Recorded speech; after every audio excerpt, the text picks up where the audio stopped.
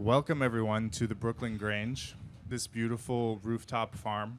I first heard about the Brooklyn Grange from the book, Farm on the Roof, which you should all check out if you have not. This is an amazing space for events and farm people in the city. So thank you all for coming up here. My name is Will Canine. I am one of the co-founders of Rolling Regenerative, and I don't have the clicker. Let me grab the clicker.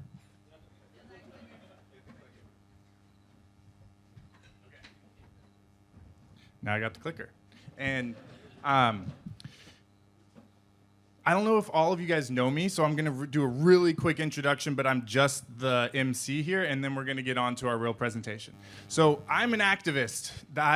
This is two pictures that I love to show people. The first one is me running on a congressional campaign, still the Democrats to be elected into Congress in the most Republican-leaning district in the Idaho 2nd Congressional in 2008. And then promptly getting arrested as an activist on the Brooklyn Bridge during Occupy Wall Street. And Max over here is also in that picture. Hi, Max. Sarah, you might be in that picture off screen somewhere. But, but you know, then I really took a different, these were sort of my first two theories of change. First, we're going to elect really good people to do good things. Then, you know, the system's broken. Even if good people get elected, we have to burn it all down. Neither of those worked great, and I sort of had a synthesis moment that turned into a tech company called Opentrons. And we make robots that are really affordable and easy to use for scientists to automate experiments. And my co-founder Chu is right here. A lot of other talent in the room from Opentrons, Kristen obviously. And I think John, the CEO, left, but that company turned into during the pandemic, we made an affordable machine for running experiments, which we needed to run a lot of experiments, which were COVID tests. And we saved New York City over $1 billion and set up and ran 10 million COVID tests for New York City. And now that company is an amazing company, 600 people, and Chu and I don't work there anymore. Yes, Chu. And it's time to, you know, what is the next problem to solve in my life? And obviously the answer is climate change.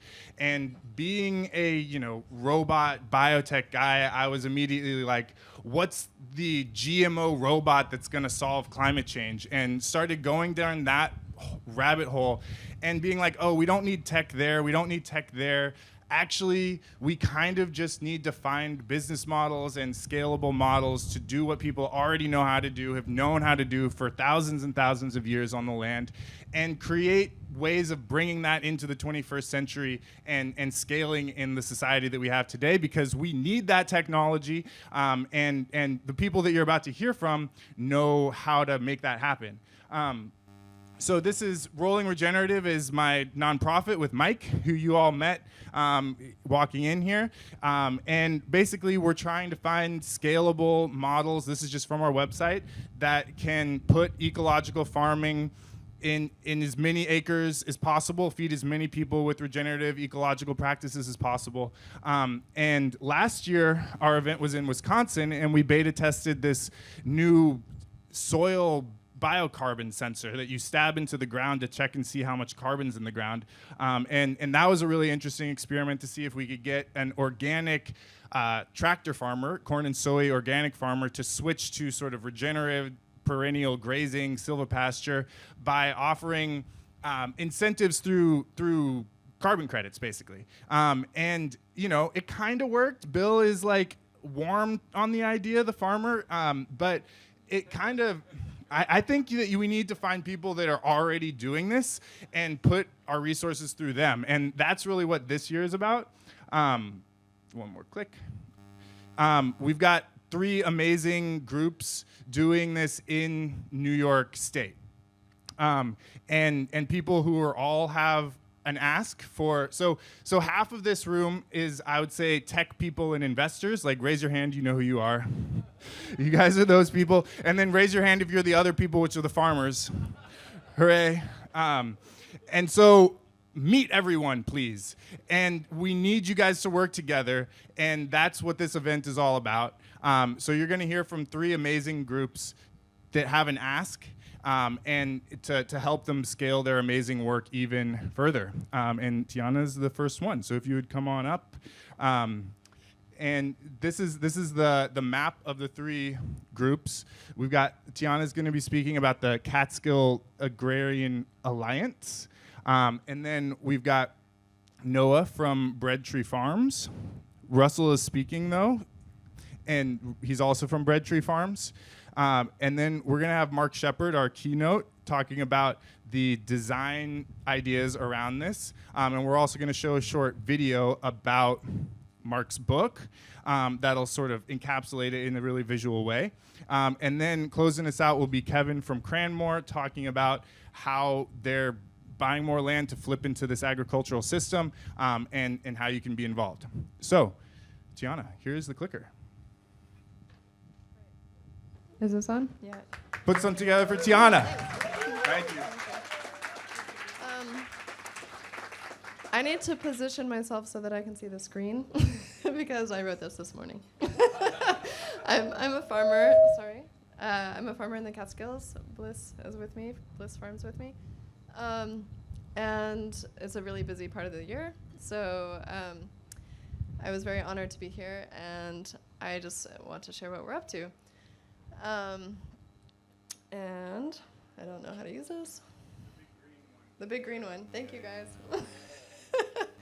Okay, so I wanted to be a farmer after living in Brooklyn for a long time, and started a farm and promptly realized that it was a lot more complicated than just, crop planting and putting seeds in the ground.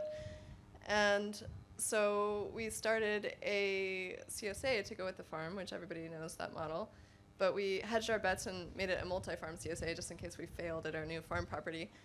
And that quickly got really complicated. It succeeded because we were in a poor region without access to markets. It's about 4 hours from here, so it's really hard to get to Green Market. And we started onboarding more and more farms, and we grew like 30 to 60% every year. And then during the pandemic, that really blew up. So pretty soon I'm running a vegetable farm, a food hub, with now 40 farms. And then during the pandemic, we jumped into mutual aid work, and then into land access work, and then into farm to institution work. And soon realized that, maybe we're doing a lot of work and need a little support for that work. So I'm going to walk you through it. This is our sort of governance model and the gist of things. When we started farming, I was working at a large production farm, and we started this little thing called the Lucky Dog Food Hub, which was basically, I started coming down to green markets with that farm. And because we were launching our little spaceship once a week down here, we let other farms jump on the truck, and we called it a little food hub. But it was really just like a self-organized farm hub. And when that farm transitioned to the younger generation, the younger guys are like, this is a lot of extra work, we don't want to do it. So when I started my own farm, I kind of took over the logistics, and that became the 607 CSA. Out of the same farm, same farmers, same project. And then recently we just turned it into a nonprofit, and now it's called the Catskills Agrarian Alliance. So that's sort of the history. So we've been doing this for about a decade, although we're a brand new nonprofit.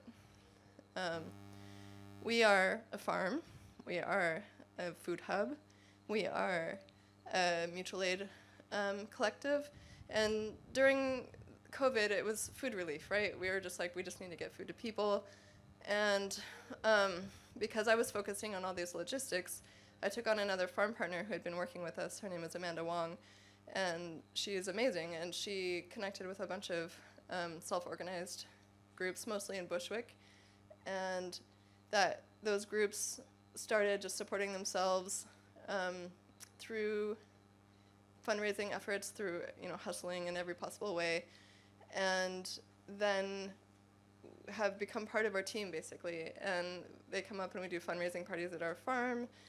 They now are decision makers. We just had an amazing retreat with 30 different collectives where we were talking about how we're going to change this mutual aid work, or this food relief work, into actual mutual aid work and community organizing. We're forming a advisory board with these people to help us in our decision making about what to plant so that we are growing culturally appropriate foods. We're trying to, innovate on different ways to get food to these people so that it's not just like donative, schlepping of food, but a participatory system. So that's really exciting work that is ongoing and is sort of an experiment. We are also doing a big land access project. So throughout all of this, as a farmer, and as many of you know, it's really hard to get access to land. If you're especially a young person with a lot of student loan debt, land is expensive. Land is sold at market price, not at agricultural price. And even if you come in, even if you find your funding, somebody will come in with a cash bid, a couple thousand over, and you're going to lose your option. So I've been friends with Agrarian Trust since the beginning, since the inception, working with those guys, friends with American Farmland Trust. These are two national organizations that don't currently work together, but because I knew both of them, I thought maybe why not have a pilot project where we get American Farmland Trust to buy a property, we create the local management board, which is the part that's often missing in these organizations, and then fundraise to put it into this national trust. And so we have that first project pending right now. It's a 300-acre farm in Delaware County.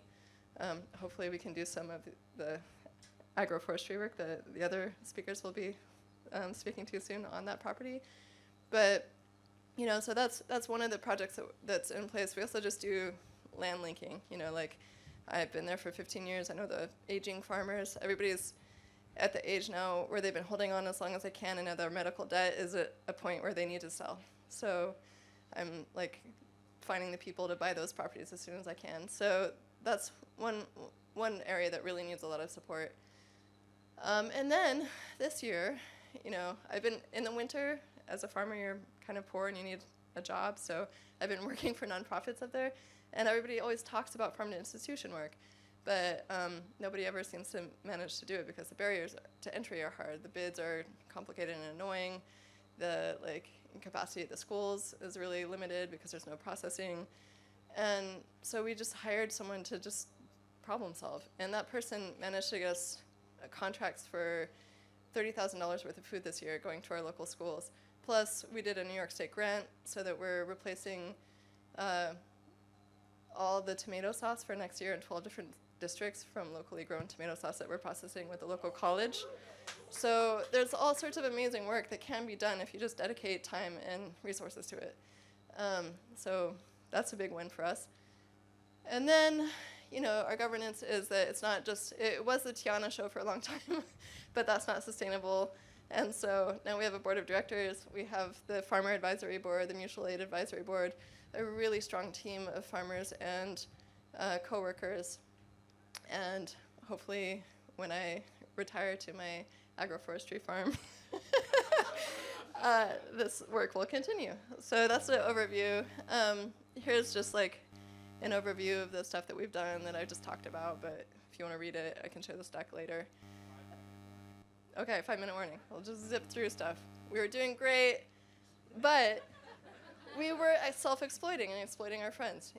$100 day rate for the laborers, $2 an hour for me. And we need a living wage, right? So that's why we are committed to these values: living wage, reciprocal stewardship of land, inclusion and empowerment. My farm partner, Walter, and I are white, but everybody else we work with is not, so they're the decision makers, and that's really exciting. These are all the groups we're working with. That's upstate. We also do upstate pantries because it's a really red area where we are, and it's important to reach out to that community too, to make change. This is some of the pictures of what we're doing just to prove that we exist. This is the aggregation. That's PAC. That's the next generation of farmers right there. That's Amanda Wong, my farm partner, and Francis Yu, who will hopefully replace me at some point. That's the fridge, one of the free fridges we're working with. That's our farm crew this year. This is a tomato project on the right, and Amanda being a badass on the left. this is one of our distributions in the city, and we're also doing chickens. We went into livestock this year, and organic pastured livestock too. That's the farm. It's a really nice place. You guys should all visit. And then this is just the climate relevant stuff, right? All of the farms that we're working with are there's 40 farms. Most of them are organic. They're all small family farms. We're in a region that hasn't been turned into a wasteland of GMO because it kind of sucks for farming. So it's like rocky soil, weird places. And so these farms have been untouched for a really long time, and there's some holdout farms and new farms coming up. And we're really lucky to be able to aggregate instead of scaling, And it's a model that I think a bunch of other regions could adopt if there was support for that. That was just to say that the UN came up to visit. They're like, there's some potential here, but it needs resources. And I thought, yeah, totally. And, there we are. We're all doing the good work. We're building soils. We're promoting cover cropping. But it's all on we're taking all the risk. No one's paying us for this. There's not even any, what is it called when you go to the doctor? Insurance. There's no crop insurance, right? For small organic farms. It's all for soy and wheat and hay. When there's a climate disaster, there's no relief for that. Like the first farm I was on during Irene just got devastated during a flood, and we're an organic farm and we just had to eat it, So all of the farmers are doing this work because we believe in it, not because we're being supported in it. And I just think that that's a kind of crazy system. So. At any rate, so we are also, obviously, I said, working with a bunch of people, and we just really believe that this project that we're doing can be replicated. But as it stands, it's sort of relationship-based. It's based on me. It's based on my connection in the Navy Yard, where we have one of their food hubs that goes through the city. It's based on all of these things that require funding otherwise, And so if I'm not here to make it all happen, we need support somehow. And so we're asking for a lot of money because there's 17 people on our team, and everybody's dedicated to a certain part of the project. And it's not sexy to pay people's wages, right? It's really sexy to buy electric trucks, to do brick and mortar builds, to do something that you can sell later if it all fails, right? But none of this would work without the people involved, and we're just trying to support the people. So that's our ask. You can contribute at any level. All sorts of wonderful things can happen with any level of contribution. And that's it. Amazing. That was our one and only nonprofit segment of the night.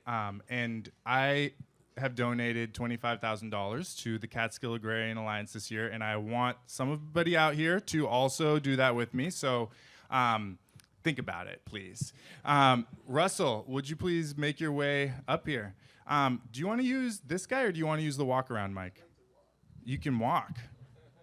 Just hold it real close.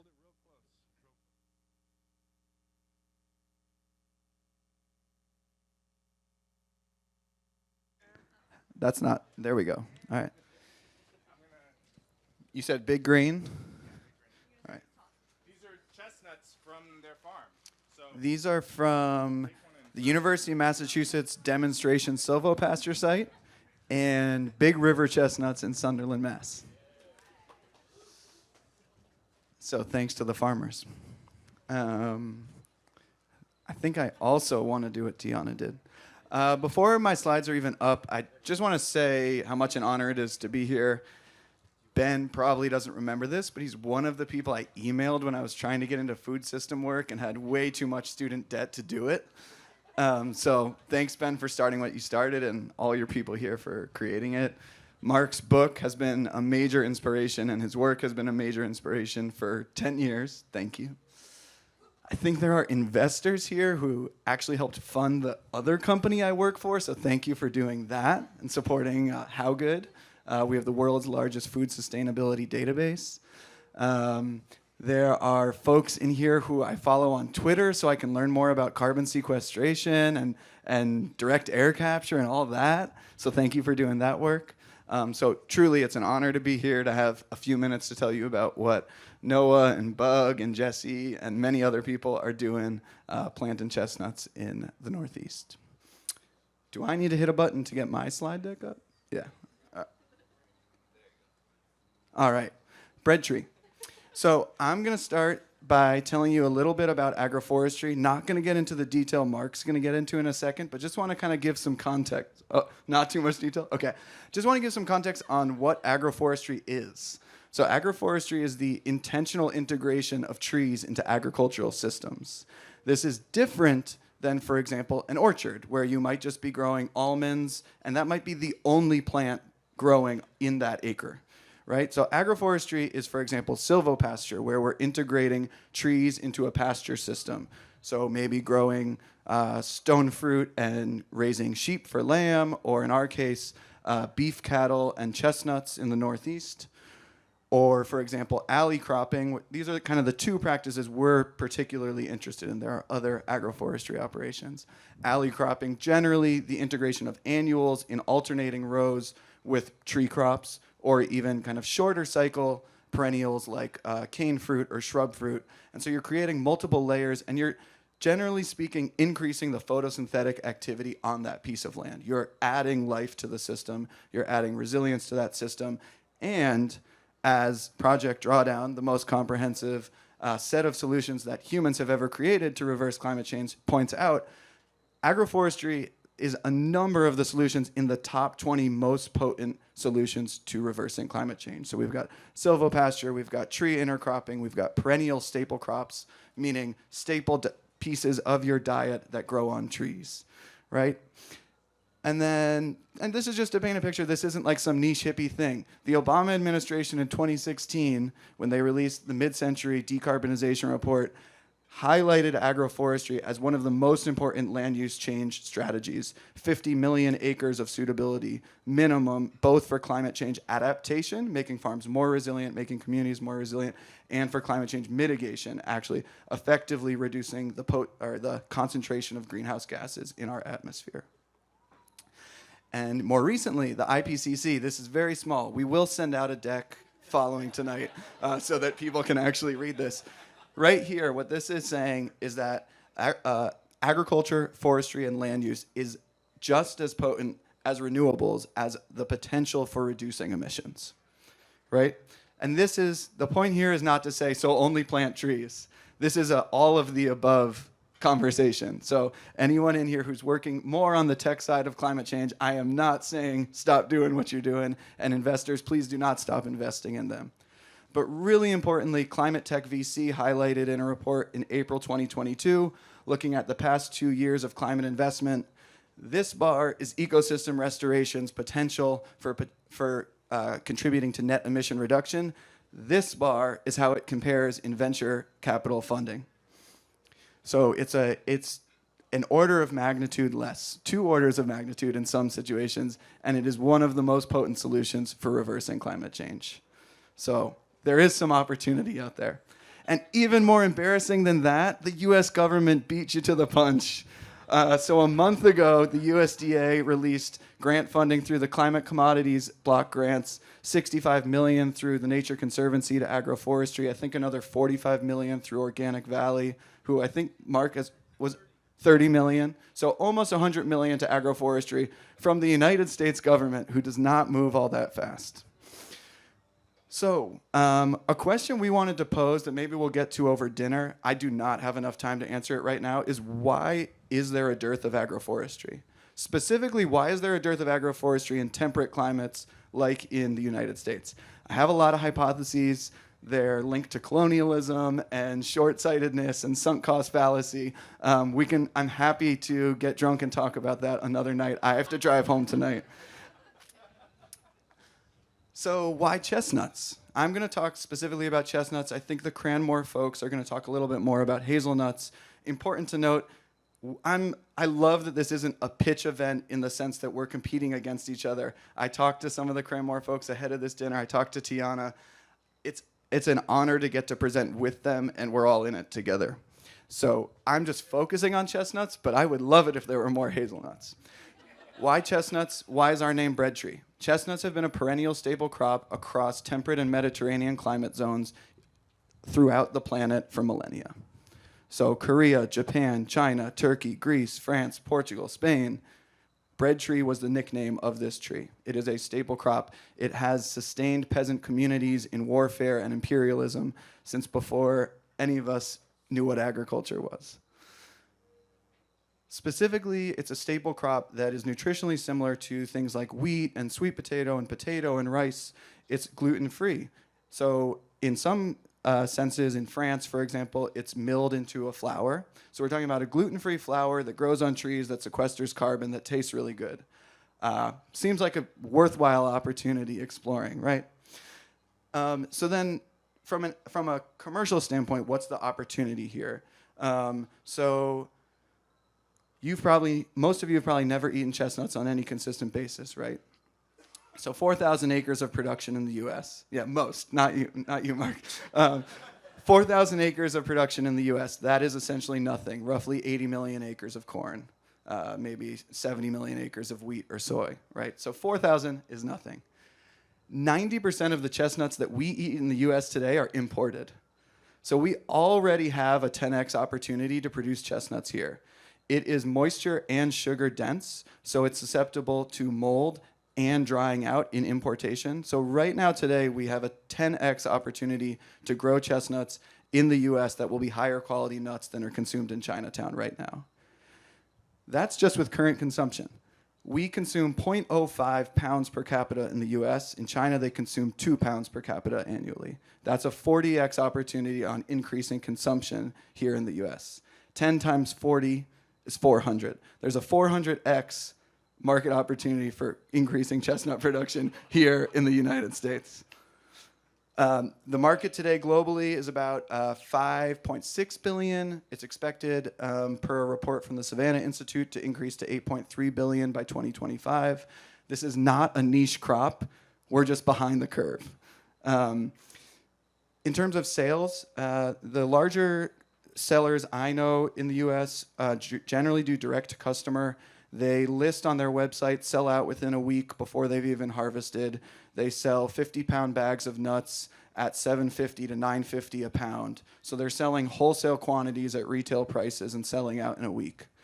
I've already been cold called by different international grocery stores in the Northeast asking if they can buy over 1,000 pounds from me. Today they can't. In 2 years they can. So there's already demand that is unmet here in the Northeast. 5-minute warning. All right, we're going to move fast. So Breadtree at a glance. 4 years ago, I found a farmer who thought this crazy kid might be onto something. I will give you a 30-year lease because my family's been here for 130 years, and I've never met someone who wanted to commit for multiple decades. He gave me 8 acres on a revenue share lease, which meant I had no upfront land costs. That's the only way I could get trees in the ground. So I haven't paid a cent for land yet. He'll get 10%. I will never give that deal again. The land will end up more expensive than if I had bought it, but I didn't have the money. 8 acres became 20 because they loved it so much. Noah came on board as an investor, which allowed us to scale up. We planted 25 acres this spring. We're doing another 25 this fall. We're planning to do about 70 more next year. We'll be at 150 acres of chestnut agroforestry by the end of 2023. 2019, this is conventional cornfield, me and my parents digging holes. This is 2022. We've now had a few more people than just me and my parents. 2022, these are 17-foot trees. Almost every tree planted in 2019 is yielding. Another orchard I planted that's a year older, we're getting more than a pound a tree already. Here's the beef cattle roaming through there. This is where we planted this year, 25 acres. This is a conversion of another steep cornfield and a gravel quarry that we're basically restoring. Comes with about 55 acres of forest and wetland that we're actively managing for ecosystem health. We've had over 100 people participate in this project. This is a part of our vision. It's getting hands dirty and giving them profit share equity in each project. We believe that experiential capital and financial capital are two major barriers to agroforestry adoption for young farmers, and we're trying to fix both of those through our operations. So when we purchase land, it's 7,000 to 10,000 acres of investment before we get to break even. When we lease land, it's 3,000 to 5,000 acres. And then we're also starting to roll out service relationships. We'll plant our first service relationship next year, which will be profitable from day one. So buying, leasing, and then service. What this basically looks like is we're profitable by between year 8 and 10, depending on the relationship. And we'll share a deck with a lot more detail if anyone wants to review that. We've used a proprietary GIS analysis that I created with Terragenesis International to map out chestnut suitability at a watershed scale. We did this for the Connecticut River watershed, which is about 2 million acres. We've now done it for Rensselaer and Washington counties in New York.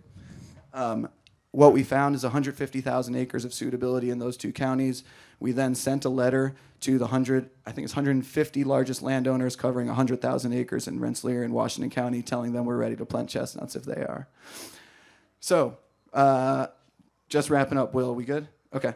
2022, 2023 raise to so we are cash flow. We're in a good position. Noah has been a very generous investor and a wonderful partner that's kept us in a good position cash flow wise. But we want to grow this fast and we want to create more opportunities for people who want to plant trees. So that's why we're raising. We're about to close on our next 120 acres in the next month. So we are offering a private loan program. Payback will be 10% compounding APY. We'll start paying. Generally, the goal is to start paying by year 5. We're going to make a clause in there that we have to pay starting at year 7 at a minimum. We'll be paid off by year 8, and the loans will be backed by Breadtree's farmland holdings. So it will be securitized by farmland, basically the safest investment on the planet. And for every 8,500 invested, Breadtree will purchase and operationalize 1 acre of chestnut silvopasture and conserve 1 acre of forest. That's generally how the purchases go. For every cleared acre, there's a forest acre. And in doing so, roughly speaking, we'll secure a lifetime stocking potential of 700 tons of CO2 for each $8,500 invested. And by 8 years, you'll get $17,000 back. So that's the raise. Much more detail available. We'll be planting November 7th through 16th. Anyone who wants to come out, we pay on a sliding scale. We want to get more people involved. Look forward to seeing you there.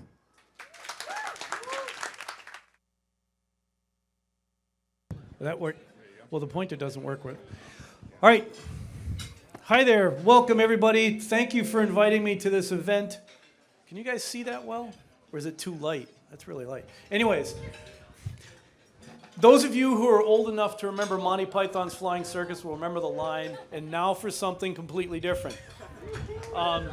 This isn't necessarily a pitch for any particular thing. It's not a lot of technical details. It's a lot about who we are, what motivates us, and why we do what we do.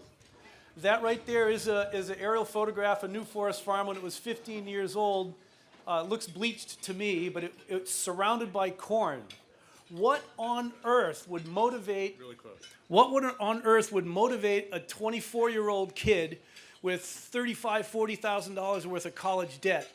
What would motivate him to move into the middle of corn country and convert a cornfield into a perennial ecosystem and farm it all along the way?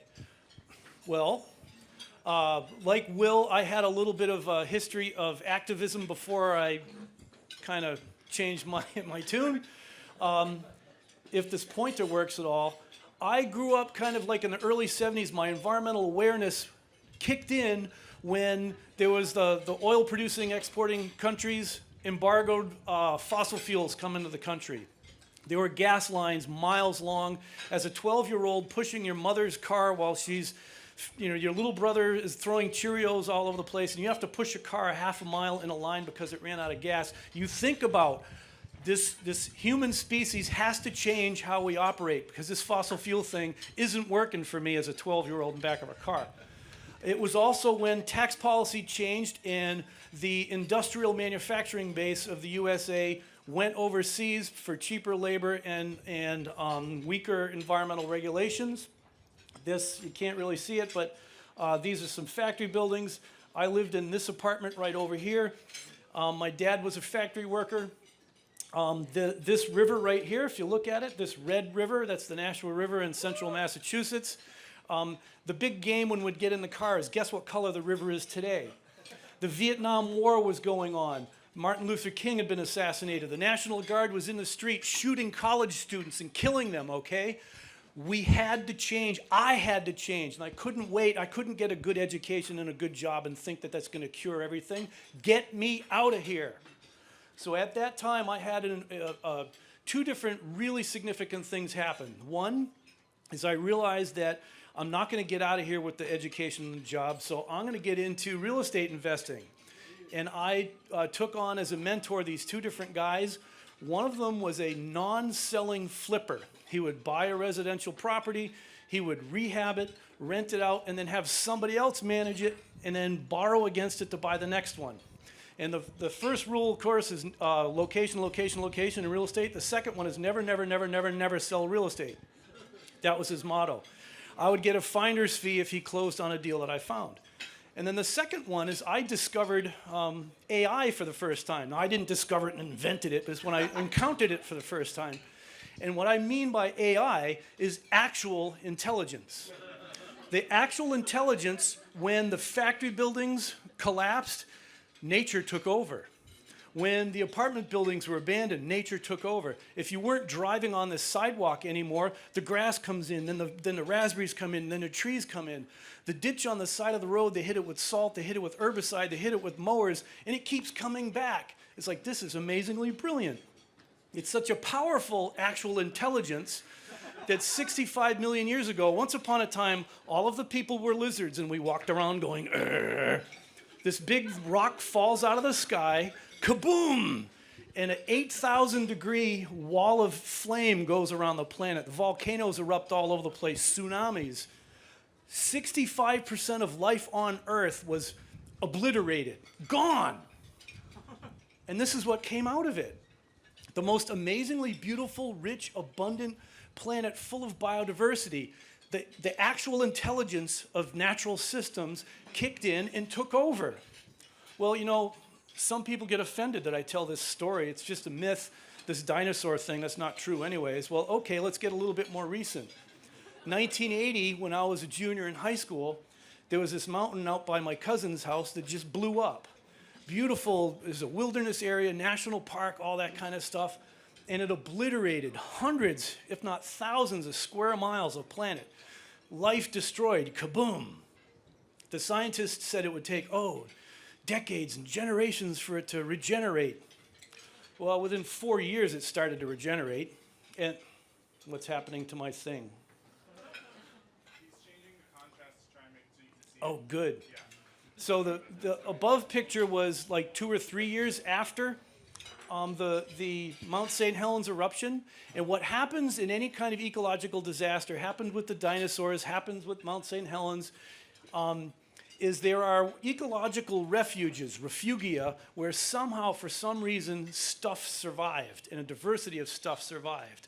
And then if it survived with no inputs, no fertilizer, pesticide, herbicide, fungicide, compost teas, sprays, irrigation, and then it reproduced, its offspring were more than likely to survive that place as well. And that's how the whole planet was recolonized, or in this case, Mount St. Helens. That's how that whole place was colonized. The picture down below was only 15 years later. It's a young forest starting. Who planted it? Who did cover crops for 10 years? Nobody did anything to this. It does it all by itself. And guess what it even did? It made its own soil. Now, if we're farming in such a way that we have to actually build the soil and rebuild the soil and make compost, we're doing it wrong. Nature makes soil all by itself. So if we're farming right, we're making soil just by farming. That's 30 years later. That's actual intelligence. This is the actual intelligence of natural plant communities. Well, what if we take a real severe thing? We're in a big crisis here on planet Earth. I don't know if you believe that or not. I kind of think we are. This is Hiroshima. All in both Hiroshima and Nagasaki, they're the memorial trees. These are the trees that remember. They were nuked. These trees right there that are green, they were 1/2 a mile away from ground zero when the atomic bomb went off. They sprouted back from the roots. It's still alive. Now, what's more sustainable? That or a broccoli patch for somebody who's certified regenerative? I think that is. Well, so all of that led me to go to Unity College in Maine, where I studied ecology, these books on the right. At that time, I encountered the Permaculture Designer's Manual. Bill Mollison basically said, hey, everybody, let's solve humanity's problems by designing habitats for everybody. By design, it's like, oh, that's kind of cool. Let's design a new kind of farm. And in my mind, let's mimic nature. So let's design a natural ecosystem. And if it can take care of itself just like nature does, it's pretty hands-off. It's pretty easy, pretty low cost to maintain. Not too easy to see, but Tree Crops by J. Russell Smith was where I first heard about the term agroforestry, combining woody plants, trees, and shrubs with agricultural production on the same piece of ground. And between Tree Crops and the Permaculture Designer's Manual, is like, that's it. It did it to me. Well, now the real estate investor part of me says, I'm going to do this. I'm not going to talk about it. There were no blogs back then. I'm not going to talk about it. I'm not going to blog about it. I'm not going to, try to raise awareness. I'm going to do it. So I bought a clear cut with credit cards. I bought the clear cut. I rehabbed it, and I'm trying to figure out, how do I plant an ecosystem that produces food? So first of all, you go do the research. What are the natural plant community types that belong right here? What are the species in there that I can eat? What are the foods, the fuels, the medicines, the fibers? Plant it, and then harvest it for sale. So now the ecological restoration is paid for by the agriculture. The real estate was my own real estate investment. This is the kind of the little twist that I did as a 20-some-year-old kid. If I look at the real estate as the investment, the farming is like the tenant that moves in and takes care of everything to pay their rent. That's what the farming does in my way of doing things. So what I did, we bought this cornfield. After doing a few clear cuts, you buy this one, you build a recreational cabin, you plant a bunch of trees, you get it reappraised, you borrow some more money, you buy the next one, you do the same thing, you get it reappraised, you buy the next one, you pay off the first one, and you leave a wake of real estate behind you that's all paid for, free and clear. It worked pretty good. It's taken 30 years, but it's worked pretty good. And so down at the bottom is what happened. That's 15 years later after a cornfield, and it paid its own way. One of the things that's really significant with agroforestry is the land equivalent ratio. A lot of people say that, oh, you're not going to get the yields, you're going organic, you're low input, blah, blah, blah, blah, blah. Say, well, yeah, okay. Here's the example with the land equivalent ratio for agroforesters. If you're going to grow a field of corn, an acre of corn, you're going to get 100% corn. That's one. So that's what you're going to get, 100% corn. Well, what if I take 20% of that ground and put these rows of trees in? Now I only have 80% corn. Shoot, I've got lower yields. So I'm going to get lower yields, period. It's okay. I can get lower yields and still get more yields. How does that make sense? Well, now on the 20% that's left, I'm going to plant rows of walnuts. And because the rows between walnut trees is so wide, I can put in extra walnuts. I can actually put in a 50% of a full stand of walnuts on only 20% of the ground because I got such wide rows in between it. So I get 80% of a corn crop plus 50% of a walnut crop. 80%, 50% is 1.3. I just made 1.3 times the total site yield by getting lower yields of both elements. Ecologists have shown over and over and over again that it's the number of species per acre that determines the total site yield. If you have one species, you're only going to get whatever your one yield is. If you have 1,000 species per acre, you're going to get way more than even if you had 100 species per acre. Now the trick as a farmer is how many of those can you manage and get enough scale and volume to sell it.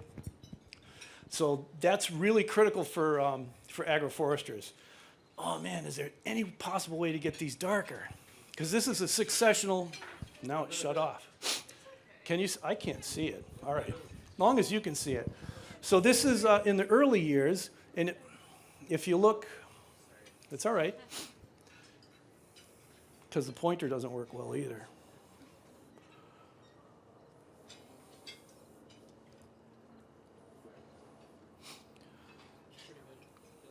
If they say it's good, is it good? You guys see it all right? All right.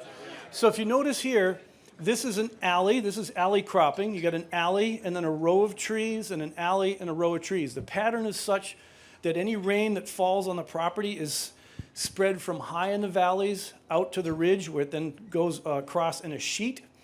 And so as time goes on, a couple years go by, Now all of a sudden, we've got our alley with our crop. There's our row of trees. And in the alley there, I put asparagus, a perennial crop asparagus. So with an agroforestry system, especially if you're doing produce, you can cash flow and actually have a positive cash flow on that property year one. You know, you grow radishes, you got a positive cash flow in 6 weeks.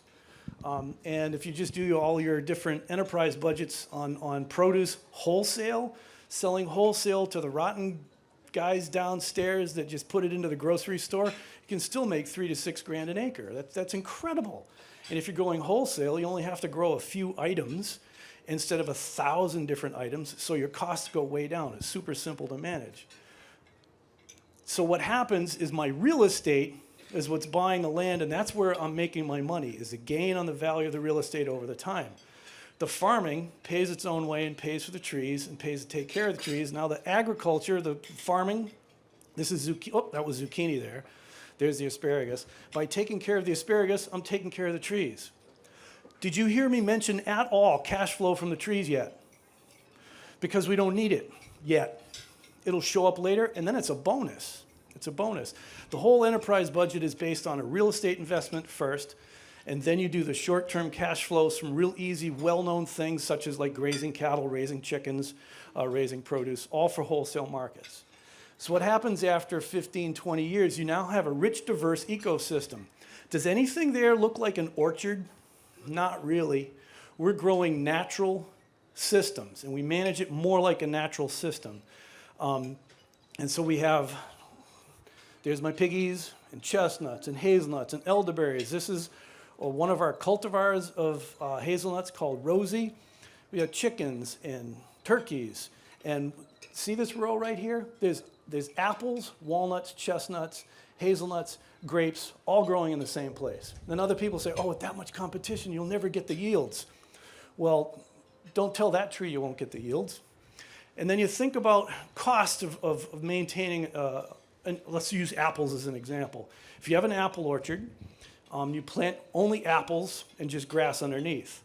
When you take a plant out of its ecological context, nature took care of pest control, disease control, weed control, it took care of fertility, all of that. You take that plant out of context, you are now responsible for fertility, pest control, disease control, and so on and so on. Those are all expenses. So if we have them now in mixed, diverse systems, we have natural pest control because we have enough pests to feed the predators. Because if you keep killing your pests, whether you kill it with organic or chemical sprays, you're not allowing enough pests to feed your predators, and you don't get a balance. So here, if I have this apple tree here, and I spray nothing, period. I've been certified organic for 26 years, and I have sprayed nothing, period, ever. I only pick the perfect stuff. Well, what if it's not perfect? Who gets it? These guys. Happy as can be, go through the apple orchard, throw the apples on the ground that have worms in it. The pigs come through and turn it into bacon. I'm happy. And so let's go turn now to hazelnuts, because I'm actually here. I'm one of the principals of CrannMor. I'm here to talk a little bit about hazelnuts. Now, nature, most of you guys have seen oak trees when all of a sudden there's acorns all over the ground, 10 zillion acorns on the ground. What happens in nature is these plants produce a ton of seed, lots and lots and lots of seeds. Out of oaks, it's something like 300,000 seeds to make one mature oak tree. So if we go out and we plant oak trees 50 foot on center, what if we had the wrong oak tree for the place? It gets sick, it dies. Now we have to spray it. We got to call the radio show. Oh, we need to take care of my oak tree. There's something wrong with it. Nature planted 10 zillion trees. We're going to plant 10 zillion trees. They're too close together. They're going to be crowded. Well, then we get to remove the trees, inoculate them with mushrooms, and we have another revenue stream. So we're going to mimic nature by planting way too many, and then we're going to also mimic nature by letting some of them die, because if they die, I'm not interested. If they catch a disease, I'm not interested in them. I want the healthy ones. I want the ones that grow fast and produce a lot. Then we save the seed from the ones that produce young, that produce a lot, and are pest and disease free and cold hardy. And that's our whole breeding process. It's called mass selection. And so these nuts right here, out of the top 10 hazelnut cultivars grown east of Oregon, 4 of them, I think, were university selections that they did. You get a pollen grain with a paintbrush, you put it on a flower, you put a bag on it, and then you pray for 10 years. And the rest of these were discovered in other people's plantings. That's the top 10. Well, Rosie, my cultivar right there, it's the 7th heaviest yielding hazelnut in the upper Midwest. It's the 2nd largest hazelnut, and it has the highest kernel to shell ratio, meaning it's the biggest kernel with the thinnest shell of any hazelnut in North America, period, and it survives 50 below zero. 50 below zero. But what they don't like to show, they don't like to show the fact that, well, guess what? The next like 10 down are all from our breeding program. They want to show the top 10 because look, see, this is the university. They have a few select plants that produce high yields if you mulch them, if you spray them with fungicides, if you spray them, use this particular fertilizer regime, you have this kind of irrigation, and then, oh gee, they still don't yield enough to be profitable. Well, you know why? Because you're spending too much money doing stupid stuff to plants that don't need it. So these are all part of a population. We breed for population fitness that the overall population can handle no matter what throws at it. And the word regenerative in the ecological sense means the ability of an organism, a community, or an ecosystem to survive where it is with the conditions the way they are, and then to reproduce itself and expand its range, even in whatever the disturbance regime is there, whether it's fire, earthquake, volcano, floods, etc. So if you can plant your crops, and they will survive no matter what nature throws at it where you are, and then they reproduce and keep moving on, that's regenerative according to the ecological definition. And that's the one I stand by, and that's the one that the forest ag seedlings live by. Out of those populations, we do pull out winners like Rosie, and we propagate those for sale as cultivars. We now have 50 individual cultivars that equal or beat all of the top 10 university-bred 1 pollen grain at a time cultivars. But that's not what I was here to pitch.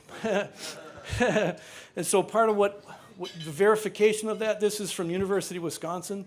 The dotted lines are all the general population of what the growers east of Oregon are using for their hazelnuts. And because we keep selecting the better ones every single year, and we replant with the better genetics, the diameter of our nuts has increased 4 millimeters in the past 10 years. Now, if you're talking about the volume of a sphere, which is the nut, that's triple. We're tripled the volume of that. Well, now what's just recently happened, and it'll take a while before we get official university results, is the fact that we've done more selections, and the forest ag hazelnuts have no plants. The parent plants from the forest ag hazelnuts, none of the plants produce a nut smaller than the average of all those. And so within 5 years, we expect to see a 35% jump in the diameter of all of the nuts in the whole population as a whole. We can't do that small scale. You can't do that with 5 plants in your backyard. It takes mass selection. That's a large number of plants from which to choose from. You guys ever play Yahtzee? Take 5 dice, you get 5 of a kind. Yahtzee! Now, if I give you 3 dice, and I ask you to roll a Yahtzee, can you do it? You can never roll a Yahtzee with 3 dice. So these very wide spaces, a few plants of special ones, you'll never roll that Yahtzee. We're looking for the magic plants, and we find it by rolling the dice. So, New Forest Farm. You saw some of the motivations why I did it, and some of the tricks of how I did it. I'm now working with CrannMor. Well, why? Because the problems that I showed way back in slide number 2 are even worse today. I think they're even worse today. We have no idea the trouble that's coming down the pike. And if we don't do something now to change things, it's game over. And I'm not interested in that, because when things get really weird and squirrely, people get mean, and I don't like that. So let's combine with others. This is some of the CrannMor projects.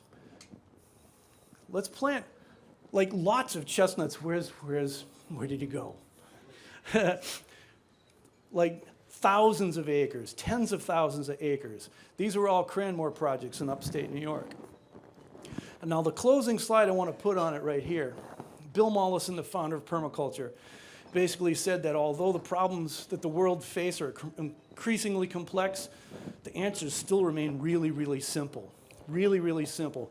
AI is the answer. Actual intelligence. Nature will be able to roll through this whether we're here or not. I kind of like people. So let's kind of have us around. And if we want to be around, we are now responsible for planting our own habitat. And some of you got this, a little table favor. We were told that there were 60 people coming here, something like 90 RSVPs. Those of you who got this, in here, there are 3 hybrid chestnut seeds. Now these are complex hybrids of American chestnut, Chinese chestnut, Seguin chestnut, European chestnut, all scrambled together in mass selection. The parents of these seeds have survived 50 below zero. So these are super cold hardy chestnuts. They'll go where these gigantic Chinese chestnuts can't go. It's too cold. That tree right there, this happens to be El Castaño de Cento Cavalli. It's one of the 100 oldest living organisms on the face of the planet. It's on the eastern flank of Mount Etna, about 5 miles from the active cone. It goes through about 60 to 70 earthquakes a day.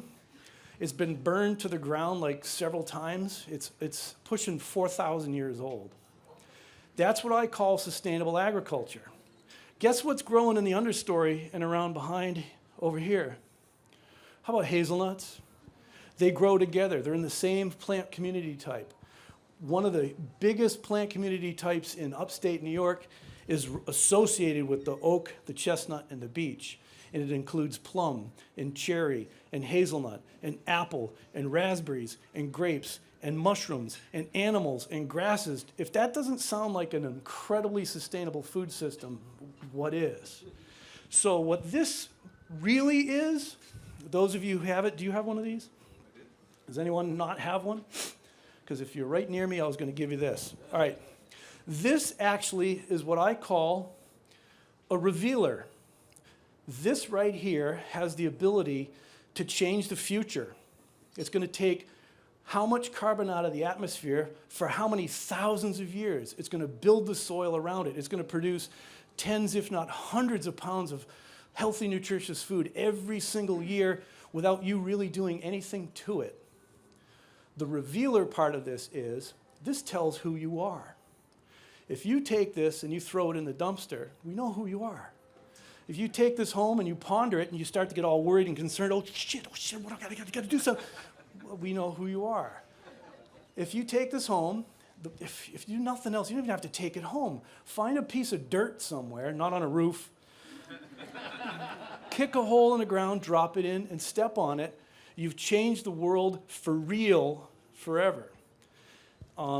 If you want to have a little bit more information on how to plant these, go right to that little link right there. But why I did this is I wanted to say to each and every one of us here, all of us around this table, we have all of the resources in our hand to change the world in a massive way, like never before. But we actually have to do this. We actually have to do this. You guys already know I'm all in, and I'm just asking you to at least come close. Come close. So thank you very much for tolerating me. Have one? Who doesn't have one? All right, Luke. There you go.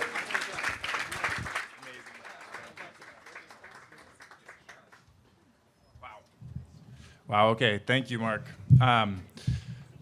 We got one more talk from Kevin, which is Kevin is taking Mark's model and putting it on as much land as possible.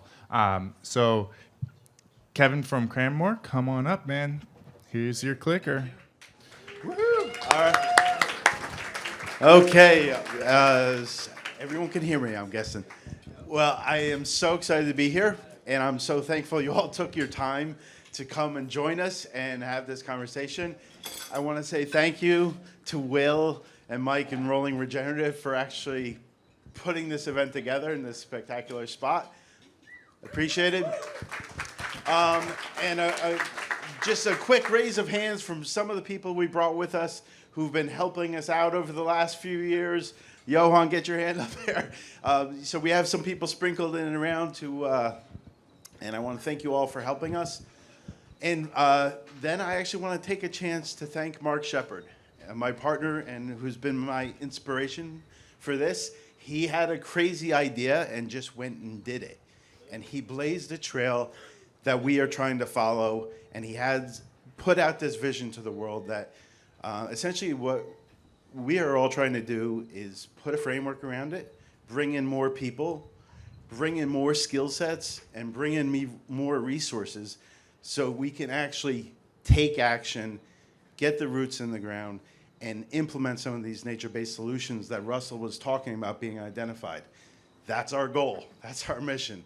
And I'm excited to be in a room with people looking to talk about it.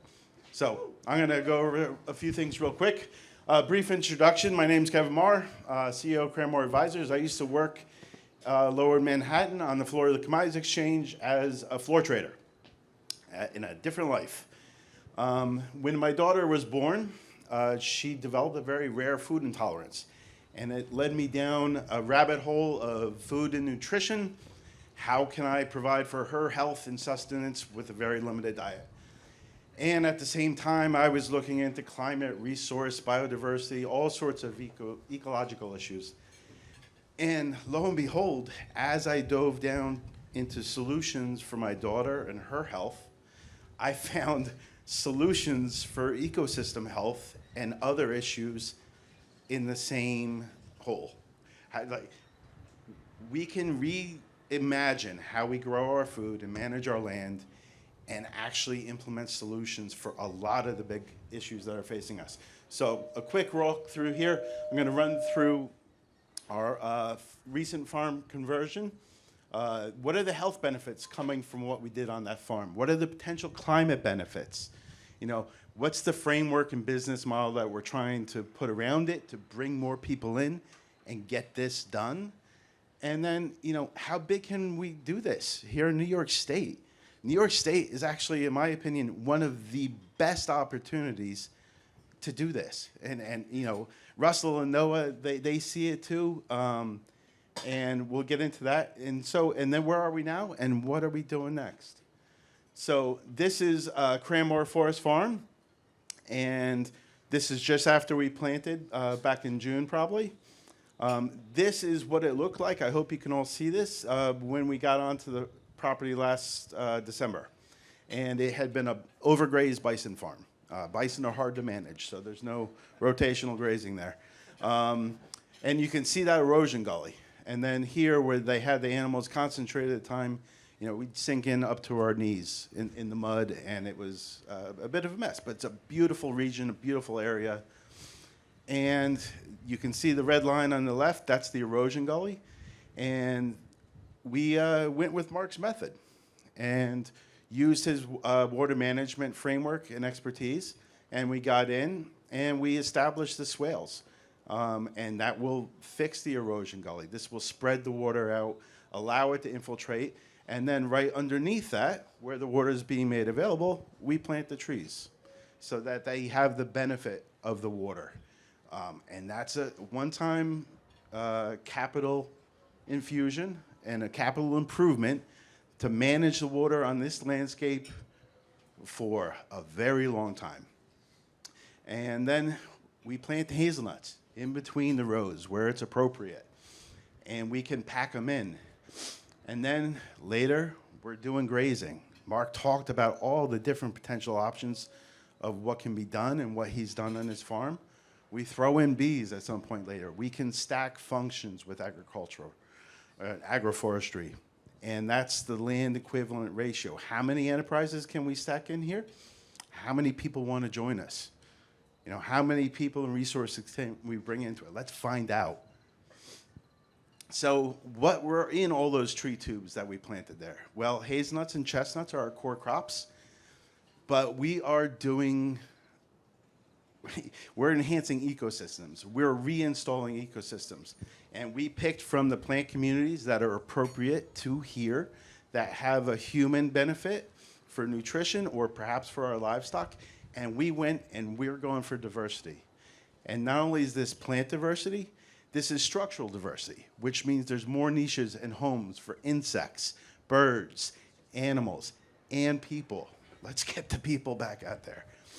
And so what could this mean for human health benefits just on this 150 acres of plants that we put in, trees and shrubs? Well, this was Abigail, one of our colleagues, was reading through Mark's book and was inspired by his bit on the potential for the nutrition from these systems and these farms. Well, this is at year 11, based just off the hazelnuts, chestnuts, and beef projections on what we put in on this farm. And so you look at the macronutrients, that's great. Oh, and all based on a 2,000 calorie diet. So on this 150 acres, we could feed 306 people every day for a year. A very nutrient-dense, packed diet. I mean, you look at the vitamins and minerals, like up over 100%, the fiber, that's well over the recommended allowance. I mean, we can do so much. Now, with the ecological benefits from this farm, you know, I spoke about the water cycling and what we do with Mark's model to get in there, the biodiversity. What could this mean for carbon? Well, we took a look at what we planted and the things that we're doing, and we went to the USDA Climate Planner and typed in what we're doing in the acreage. And based on their estimate, they project that this farm is going to sequester every year 1,068 tons of CO2 per year on the farm. That's a little over 7 tons per acre. You know, and I had only planned on 3. You know, so. But just for comparison, you know, using 2021 estimates for the common corn practices, this farm would be emitting 150 tons of carbon dioxide. Look what we can do. This is why agroforestry has been identified as one of the top solutions and tools in our toolkit. So what's the framework we've put around this? Well, long term, we're talking about engaging with ecosystems that can get put in place and yield and grow. We nurture them into being and let them go, and they grow and diversify over time. This is based off of a past project projections. These numbers are not going to be right. They're not going to be wrong. I mean, we'll see what they are. But they are, what we do capture is we're engaging and aligning ourselves with nature, following that model, and nature will build over time. We have to have the vision to raise our time horizons and look for the future. So we structure our farms as either a limited partnership or LLC, depending on the property and the investor profile. The farm LLC purchases the land to fit our model. And we target a return of all capital contributions to investing partners by year 10. At that point, we have an employee profit share program and our sponsor carry that would kick in. And we target an investor return of 9 to 12% a year 15. And these estimates are based off of the chestnut and hazelnut enterprises. We do intend to pursue things like carbon credits. It's one of the reasons we're doing this, is so we can do that. We're going to be doing grazing, but it is agriculture. Nothing's guaranteed. And so we kept things to chestnuts and hazelnuts. We think this, executing on the vision and the roadmap that we have in place, we can shift over 50,000 acres in New York State. The bit that we've highlighted there probably represents 3.5, 4 million acres in New York State. As Russell said, there is plenty of it out there that's appropriate. We have to put a framework around it.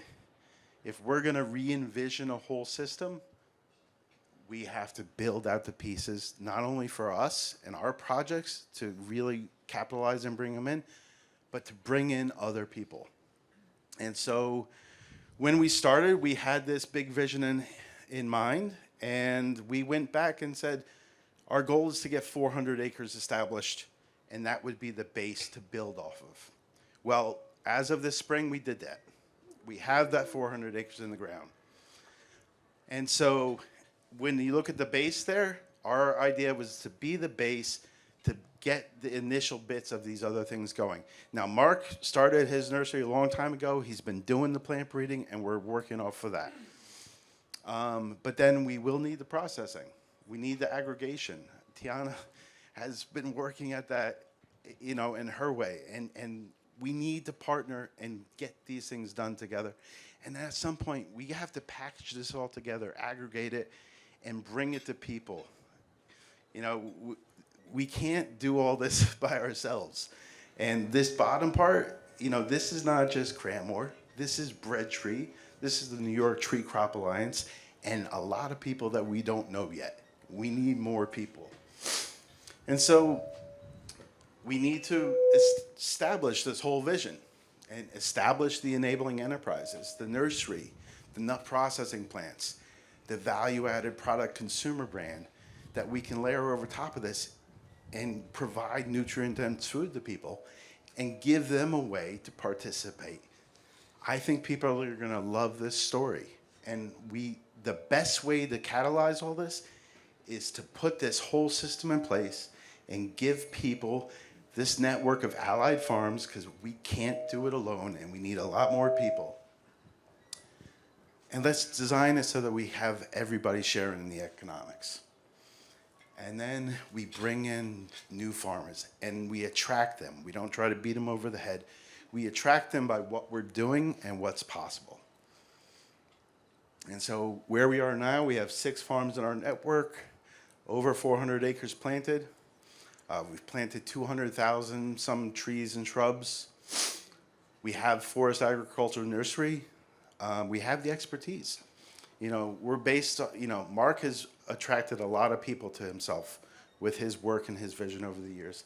And we are working with that network. And part of our idea is to have these experts, these people who've actually been living it, you know, doing this, and bring people in to learn alongside them, learn alongside Mark, alongside Johan, and get them access to farms to work within a supportive system so they can learn and get onto new farms. So what's next? We're looking to continue to scale out our vision. Oh, how do I get this one back? What's that? Sneak peek. Sneak peek. Oh, there we go. Look. Okay. We are raising capital for CrannMor Forest Farm 2. We're raising $6.5 million to acquire and establish 400 acres of regenerative agroforestry systems here in New York State, here in the greater New York City food shed. We have $150 million pledged to date. One farm representing roughly $3 million. I think it's 1.5 million, not 150 million. Oh, but we're open to 150 million. Yeah, we are. That's where we have to get to. And yes, 1.5 million. I'm ahead of myself. And one farm representing about $3 million of this is expected to close soon. And then the remaining funds will be used to aggressively source, secure, and develop promising properties that come up and meet our specific criteria. And you know, some of the farms come up and then they go, and we can't always be scrambling to get there. We need partners to help us find this. The more planning we can do, the more options at our disposal. We can do a lot together. Very excited to see all of you come out here tonight for this, and I'm looking forward to speaking with you. Here's my contact information, my email, my cell phone. Please reach out. We'd love to have you come up, visit the farms. We'd love to share more information. I could talk for hours about this, or we could, you know. But anyways, thank you so much for your time. I really appreciate it. And thanks again, Will and Mike. It's a wonderful opportunity.